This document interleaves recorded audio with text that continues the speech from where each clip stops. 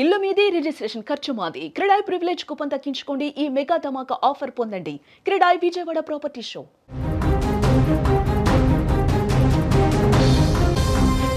భద్రాద్రి కొత్తగూడెం జిల్లాలో పెను ప్రమాదం తప్పింది. అశ్వాపురం సమీపంలో ఒక ప్రైవేట్ ఇంజనీరింగ్ కాలేజీ బస్సు అదుపు తప్పి బోల్తాపడింది. ప్రమాద సమయంలో బస్సులో సుమారు 60 మంది విద్యార్థులున్నారు. ఒక్కసారిగా బస్సు బోల్తా పట్టడంతో విద్యార్థులంతా హాహాకారాలు చేశారు. భద్రాద్రి కొత్తగూడెం జిల్లాలో ఈ ఉదయమే ఈ విషాదకర ఘటన జరిగింది. మొండికుంట వద్ద కేఎల్ఆర్ ఇంజనీరింగ్ కళాశాలకు చెందిన బస్సు మణుగూరు నుంచి పాల్వంచ వైపు విద్యార్థులతో వెళ్తుండగా ఈ ప్రమాదం జరిగింది. స్క్రీన్ మీద మీరు దృశ్యాలు కూడా చూడొచ్చు.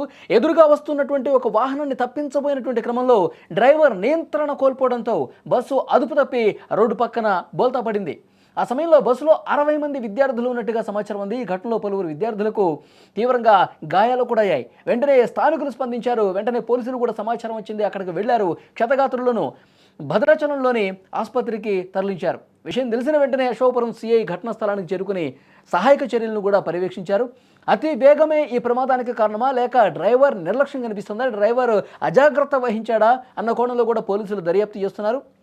ప్రస్తుతానికి విద్యార్థులు మొత్తం క్షేమంగానే ఉన్నారని, తీవ్రంగా గాయపడ్డ వారికి మెరుగైన చికిత్స అందిస్తున్నామని వైద్యులు చెప్తున్నారు. ప్రమాద దృశ్యాలు మాత్రం భయపెడుతున్నాయి. బస్సు పూర్తిగా బోల్తా పడిపోయింది. స్క్రీన్ మీద బోల్తా పడినటువంటి ఆ బస్సును కూడా మీరు స్క్రీన్ మీద చూడొచ్చు. లోపలికి వెళ్ళి గాయపడ్డటువంటి ఆ విద్యార్థులను కూడా వెంటనే ఉటౌట్న వాళ్ళని రెస్క్యూ చేసి వాహనాలలో అంబులెన్సులు రప్పించి వాళ్ళందరినీ కూడా ఆసుపత్రికి తీసుకెళ్ళినటువంటి పరిస్థితి ఉంది. సో చాలా ఒక భయంకరంగా అక్కడ దృశ్యాలు కనిపిస్తూ ఉన్నాయి. ఎందుకంటే డ్రైవర్ ఒక్కసారిగా నియంత్రణ కోల్పోయి పక్కకు ఒరిగిపోవడంతో పూర్తిగా బోల్తా పడిపోయి రివర్స్ అయిపోయింది ఆ వెహికల్ మొత్తం కూడా.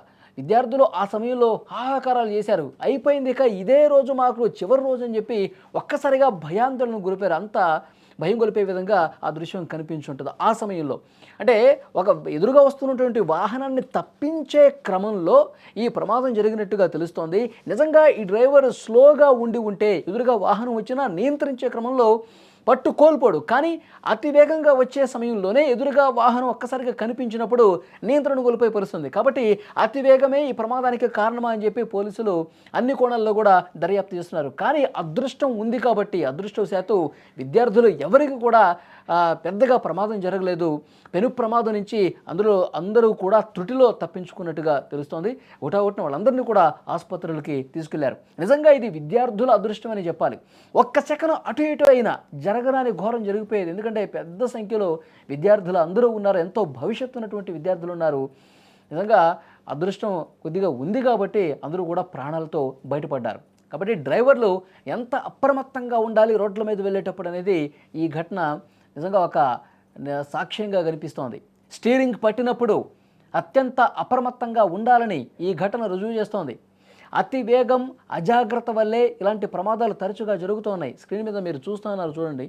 హుటాహుటిన అక్కడికి స్థానికులు వచ్చేసి వాళ్ళని కాపాడే ప్రయత్నం చేస్తూ ఉన్నారు. మరోవైపు వాళ్ళు వెంటనే అంబులెన్స్లు కూడా ఫోన్ చేశారు. హుటాహుటిన అక్కడికి వచ్చారు. విద్యార్థులు కొంతమందికి తీవ్రంగా గాయాలయ్యాయి. ఆ గాయాలు ఏ మేరకు గాయాలయ్యాయి, ఎవరు ఎంత స్థాయిలో గాయపడ్డారు అన్నది కూడా వైద్యులు పర్యవేక్షిస్తూ ఉన్నారు. ప్రజాప్రతినిధులు కూడా కొంతమంది స్పందించారు. పోలీసు ఉన్నతాధికారులు స్పందించారు. మెరుగైన వైద్యం అందించేందుకు అక్కడ ఏర్పాట్లు కూడా పూర్తి స్థాయిలో జరుగుతున్నటువంటి పరిస్థితి. రవాణా శాఖ కూడా దీని మీద అధికారులు కూడా కాలేజీ బస్సులు, విద్యార్థులను తీసుకెళ్లే బస్సులు, తర్వాత డ్రైవర్లందరికీ కూడా మరొకసారి అవగాహన కార్యక్రమం కల్పించాలి. ఇష్టారీతన పోనిస్తూ ఉన్నారు, నిర్లక్ష్యం చేస్తూ ఉన్నారు, చాలా కఠినంగా వ్యవహరిస్తామని మరొక దఫా వాళ్ళందరికీ కూడా హెచ్చరిక జారీ చేసే విధంగా చర్యలు తీసుకోబోతున్నట్టుగా తెలుస్తోంది. నిజంగా చాలా బాధాకరమైనటువంటి విషయం. ఈరోజు ఉదయాన్నే ఈ ప్రమాదం జరిగింది. పెను ప్రమాదం నుంచి విద్యార్థులందరూ తప్పించుకోవడంతో, బయటపడటంతో, అందరూ ప్రాణాలు కాపాడుకోవడంతో పెద్ద ప్రమాదం జరగలేదు కాబట్టి అందరూ కూడా ప్రాణాలతో బయటపడ్డారు. వారి తల్లిదండ్రులు, వాళ్ళ బంధువులందరూ కూడా ఒక్కసారిగా షాక్ అయిపోయారు. ఆసుపత్రులకి బారులు తీరుతున్నటువంటి పరిస్థితి ఉంది.